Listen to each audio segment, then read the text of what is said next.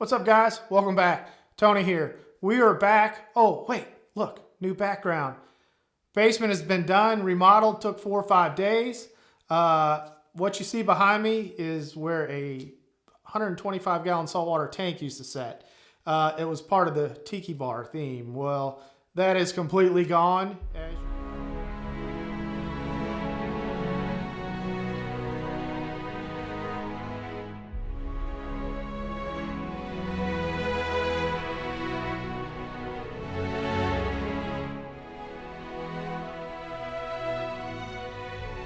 So there you go, guys. New theme down here. Not very much going on, but it is a lot cleaner and it looks bigger and lights better, and it definitely is just a better space to work in. As you guys could tell from some of the footage you just saw, a lot of Dave Matthews posters. My wife and I are pretty big Dave Matthews fans. We follow him. We don't follow him around every summer, but we do try to catch at least 2 shows a year. And I still have, I don't know, probably another dozen posters still in tubes that I need to get framed, but never mind. Let's go right to Tuesday's tip, what everybody's here to see. So what is today's tip? We're going to talk about bleeding your brakes.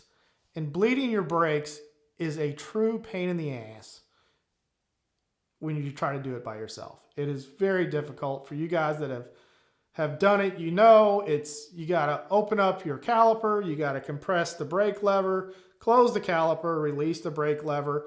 If you mess that order up in any way or the timing's off, you're going to reintroduce air into your brake system, which you do not want. The other option is that you can buy a bladder, a brake bleeder, or a vacuum to pull the fluid through. For me, it just doesn't make sense. I don't do it enough to where I think that I need a dedicated bleeder to do it. It's just not something I do that often. So what's the solution? How do we make it easier and not spend a ton of money for something that we don't do that often? Well, I'll tell you. I'll tell you what we're going to do. Going to get this. Oh, what is this contraption? This is just a water bottle with a 1/4-inch hole. 3/16 tubing. This connects to the caliper. It all goes through and ends up, all your spent fluid ends up in the bottom. But the magic is this little blue thing here. This is a Motion Pro brake bleeder. They're like 13 bucks on Amazon. And basically it's nothing fancy. All it is a check valve. So when the fluid gets in this part of the tube and gets beyond this check valve, it will not allow air to back up through into your caliper anymore. So it makes bleeding your brakes a whole lot easier because you don't have that worry of reintroducing air into your system when you get the fluid past this check valve. Now you can make this shorter if you want, so you don't have that much tubing to fill up before you get past the check valve. It's up to you, but this works great for me, and this makes life a whole lot easier when bleeding your brakes, especially in the rear where it's kind of a far reach and it's a little tough. But this check valve, like I said, when the fluid gets past this check valve, it will not allow air to go back up into your caliper and reintroduce into your system. So this is it. It's like everything's said and done, you're under like 15 bucks here. And I just keep this in the garage, and when I need to bleed my brakes, if I'm changing out cables or just changing the fluid, I pull this out and it makes my life a whole lot easier. I will leave a link in the description below for this thing. It's a Motion Pro brake bleeder, I believe, and I think it's like 12, 13 bucks on Amazon.